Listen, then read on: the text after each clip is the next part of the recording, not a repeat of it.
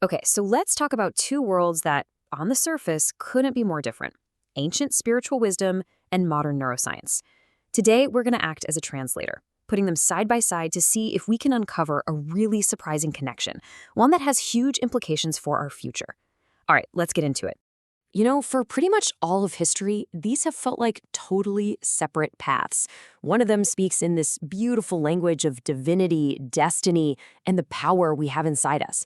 And the other, well, it talks about autonomic states, neurophysiology, and something called polyvagal theory, which is really just the science of how your nervous system is constantly, and I mean constantly, scanning for danger or safety. Two completely different ways of describing what it means to be human. But what if it's not a conflict? What if it's just a translation problem?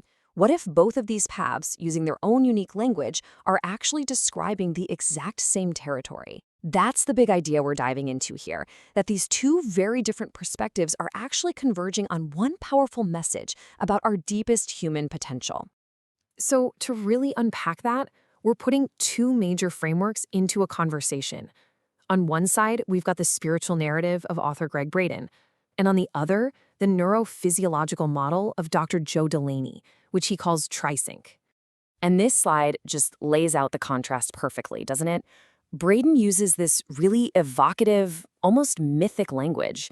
You hear words like divinity, destiny, innate technology. It's meant to inspire. Dr. Delaney, on the other hand, is all about precision. He's using scientific terms like autonomic state and synchrony to describe the actual mechanics. So keep these two vocabularies in your head as we start translating.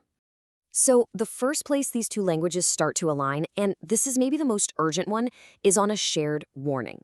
Both Braden and Delaney, from their completely different points of view, see humanity at this incredibly important turning point, and it's mostly driven by our relationship with technology. Braden really frames this as an existential choice. His argument is that when we outsource our most human skills, our memory, our ability to feel empathy, our intuition, to our devices, we risk letting those internal muscles just wither away. It's like we could accidentally engineer the humanity right out of ourselves. So how does neuroscience see this exact same problem? Well, it's not just a philosophical issue, it's a physiological one. Dr. Delaney's work shows that being constantly plugged in, the endless pings, the fire hose of information, it literally pushes our nervous systems into a constant low-grade defensive state. It creates what he calls a physiology of threat. And right here, the translation becomes crystal clear. Braden calls this a loss of sovereignty, where we're just more easily pushed around by outside forces. Neuroscience calls it a loss of ventral vagal access. Now think of the ventral vagal system as the safe and social part of your nervous system. It's what lets you feel calm, connected, creative. When we're stuck in that threat state, that whole amazing system pretty much goes offline.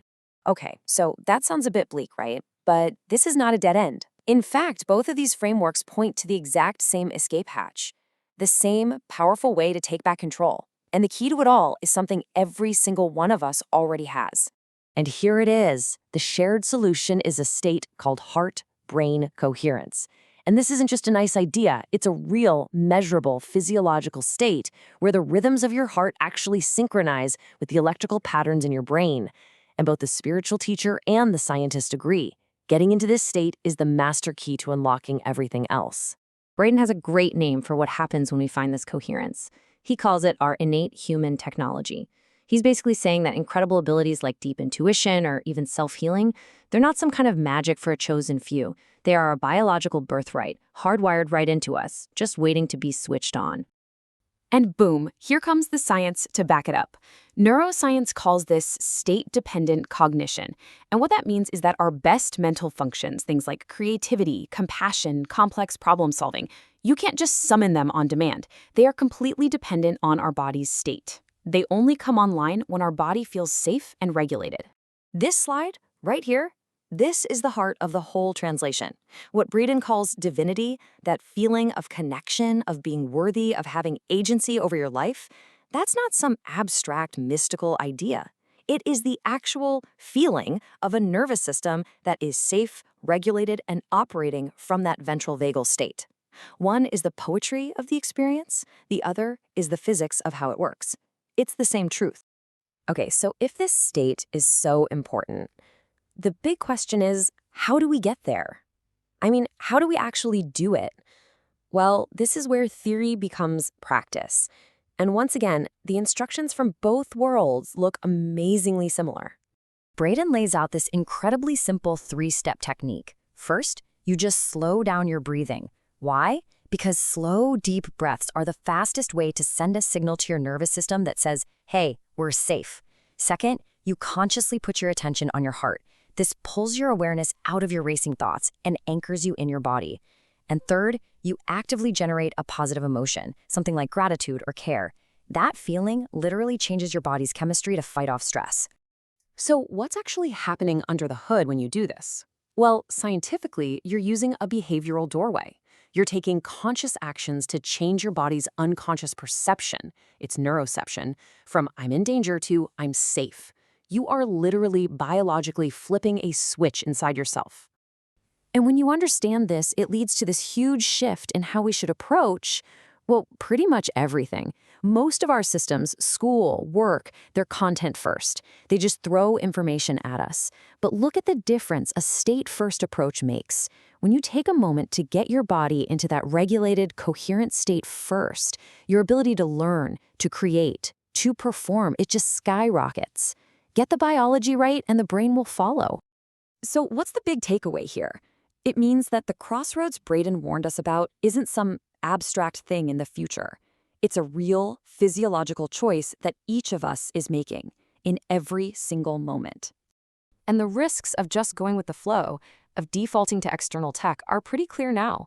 We risk becoming fragmented people, disconnected from our own bodies, feeling our emotions less deeply, with a nervous system that's always on high alert, always looking for a threat instead of a connection.